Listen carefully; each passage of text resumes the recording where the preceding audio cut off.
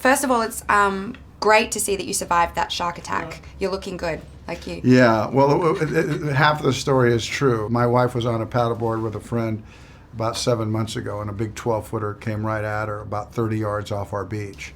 She thought it was a piece of seaweed ahead of her. She told me about it, and she saw the seaweed break loose, which of course it's not going to break loose, but it was like, yeah. And then she saw it spin and turn, and it had about 80 yards as it came to her, and she said, I've never seen one in real life except on television. She goes, but when you see it for real, you know. And it came by her about a foot off the side, and it was about a foot under the water. And she said it displaced the water and lifted her.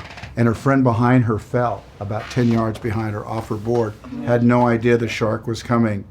And she fell to that side of the board. And Christine went into shore and was just, really, really shaken. But it was right where we live. Oh my gosh, I didn't know. So that part of it was absolutely true. She told me about when I was in London making Criminal.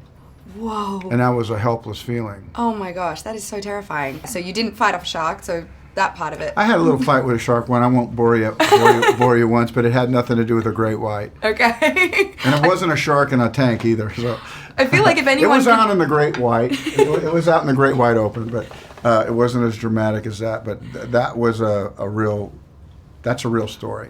I feel like if anyone could take on a shark and survive, it would probably be you. In this film particularly, I mean, this guy seems indestructible. Yeah, he's a very resourceful guy, and when he realizes that the people that now have him don't actually care about him, you see his kind of prison instincts come out, matched with a CIA operative's abilities, and which ones he decides to use have way different results. What's going on in the world right now, this presidential election is something that I feel like could be turned into a movie. It's a made-for-TV situation. Are you following it all? I've seen it all. I've watched it all. Do you find it entertaining? I don't. No? No, I find it embarrassing a lot. I find it highly immature. And I think America is just really teetering in a low point with the way we talk with each other. I wouldn't even have dinner with the way people talk. Where are our big ideas?